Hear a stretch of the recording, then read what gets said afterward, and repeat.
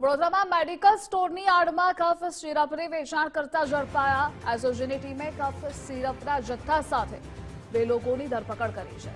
વિપુલ રાજપૂતના મકાનમાંથી 2570 કફ સિરપનો જથ્થો મળી આવ્યો। વિપુલ અને કેયુના વાઘોડિયા રોડ પર અલગ અલગ મેડિકલ સ્ટોર છે। મેડિકલ સ્ટોરના લાયસન્સની આડમાં નશો કરતા લોકોને તેઓ સિરપ પહોંચાડતા હતા।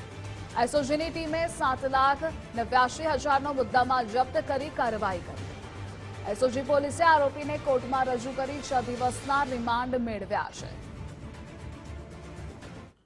નશીલું કફ સિરપ વેચવાની એક એમો ધરાવતા આ 2 ઇસમોને પકડવામાં અને એક માતબર જથ્થો સીઝ કરવાની એસઓજીને આજે સફળતા મળી છે, જેમાં કોડેન એન્ડ્રેક્સ કફ સિરપ 100 mlની ટોટલ 2570 બોટલ એસઓજી દ્વારા જપ્ત કરવામાં આવી છે, જેની કિંમત આશરે 7,89,000 જેવી થવા જાય છે। જેમાં 2 આરોપી છે, વિપુલ સતીશભાઈ રાજપૂત અને બીજા છે કેયુર રમેશભાઈ રાજપૂત, જેઓ બંનેને આ ગુનાના કામે ધરપકડ કરવામાં આવી છે અને રતિલાલ પાર્ક સોસાયટી કલાદર્શન 4 રસ્તા પાસે તેમના ઘરેથી આ મુદ્દામાલ મળી આવેલ છે। સંવાદદાતા અલ્પેશ જોડાયેલા છે। અલ્પેશ, કેવી રીતે આ બંને આરોપી લોકોને સિરપ પહોંચાડતા હતા અને એસઓજી દ્વારા શું કાર્યવાહી કરવામાં આવી છે?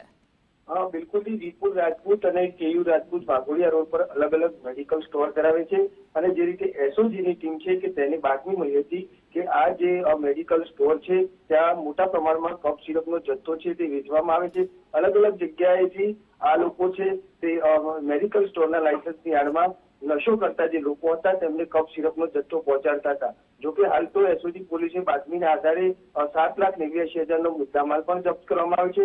મહત્વની વાત અહીંયા છે કે વિપુલ રાજપૂત કે જે આરોપી છે તેની સામે અગાઉ પણ આણંદના પાલેજની અંદર એનડીપીએસ એક્ટ હેઠળ ગુનો પણ દાખલ થયેલો છે।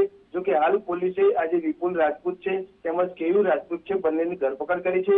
આરોપીઓને કોર્ટમાં રજૂ કરી અને 6 દિવસના રિમાન્ડ પર મેળવવામાં આવ્યા છે, પરંતુ આ બંને આરોપીઓ છે તેઓ આજે વાઘોડિયા વિસ્તાર છે અને ત્યાં અલગ અલગ વિસ્તારની અંદર મેડિકલ સ્ટોર ધરાવે છે।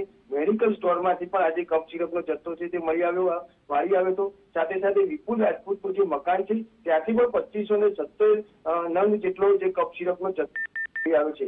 જોકે એસઓજીની પોલીસને બાતમી મળી હતી અને તેના જ આધારે આખું આ જે કફ સિરપનું જે વેચાણ કરતા હતા તે સામે આવ્યું છે અને હાલ પોલીસે વધુ તપાસ હાથ ધરી છે। જી અલ્પેશ, જોડાવા બદલ આભાર આપનો।